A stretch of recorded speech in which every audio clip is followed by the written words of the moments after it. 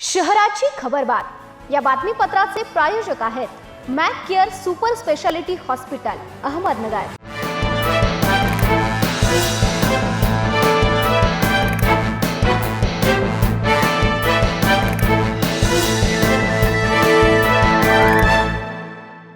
नमस्कार, मी साक्षी न्यूज 24 सह्याद्रीमध्ये तुमचं स्वागत। पाहूया अहिल्यानगर शहरातील महत्त्वपूर्ण बातम्यांचा आढावा शहराची खबरबातमध्ये।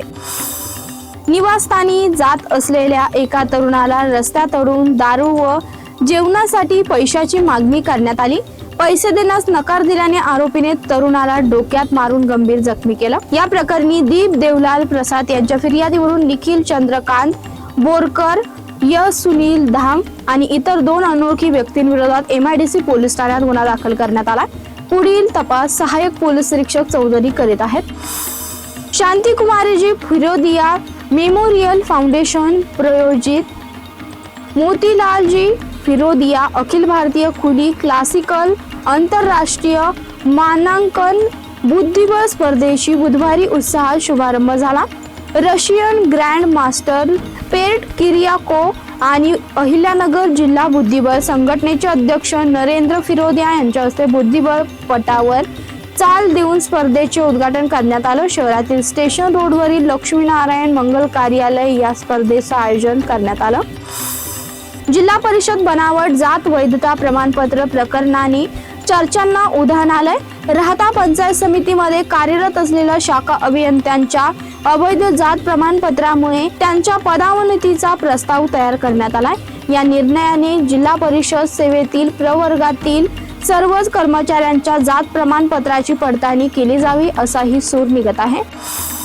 बकरी ईद सण शांततेत, सुव्यवस्थेत आणि सखोल्याच्या वातावरणात पार पडावा यासाठी अहिल्यानगर शहर उपविभाग पोलिसांकडून व्यापक तयारी करण्यात आली आहे।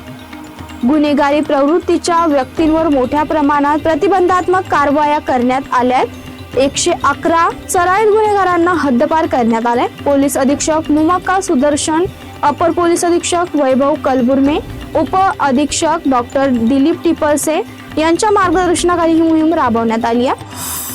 अहिल्यानगर शहराच्या औद्योगिक विकासाचे केंद्र मानल्या जाणारे MIDC परिसरात सध्या घाणीचं साम्राज्य पसरल्याचं चित्र पाहायला मिळालंय।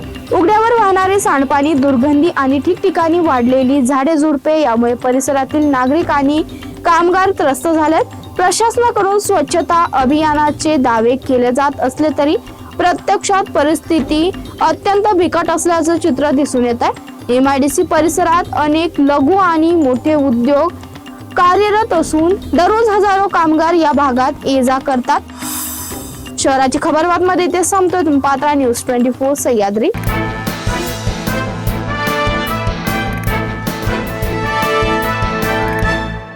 शहराची खबरबात या बातमीपत्राचे प्रायोजक होते Mac care super speciality hospital Ahmednagar.